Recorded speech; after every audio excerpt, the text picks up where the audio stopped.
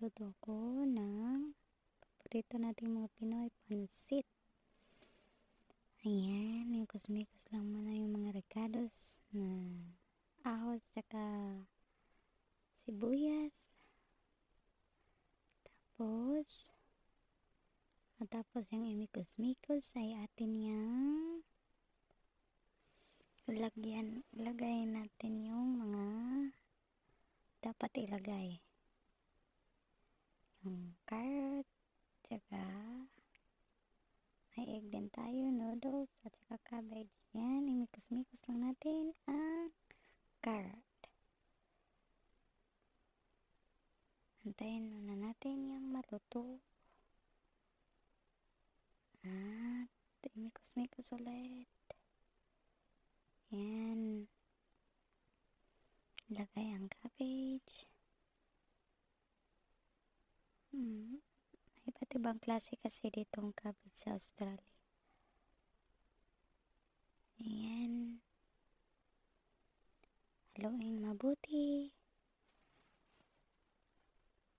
At yan. Hintayin natin yung mahalo. Tapos lagyan ng mga paminta. Kasi gusto ko may paminta. Kasi dito sa Australia walang magic sarap. Kaya lang yung mga lagay sa pansit. Yan. Seasoning. Tapos lagyan ng toyo. Huwag madami. Ayan. Lagyan din ng ABC sauce para makalasa ka ng matamis.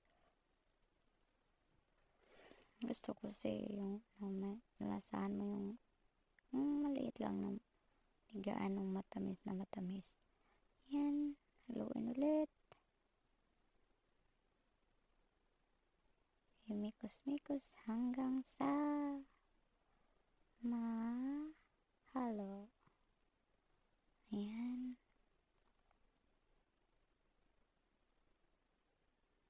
Tapos yan, ilalo natin yung main recipe na pansit. Noodles. Ayan.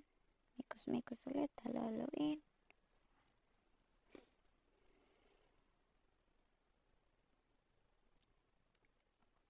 Sarap nito guys pag maluto na. Ito yung paborito ng anak ko. Pansit. Ayan. Tapos na. Lagyan lang na ng egg. Itlog. Mikos-mikos ulit. Haluin.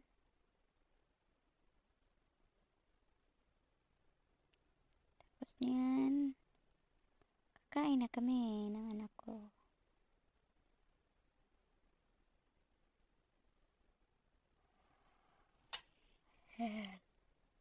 Lagyan lang seasoning ulit ng pampalasa kasi walang magic sarap dito sa Australia. Hirap.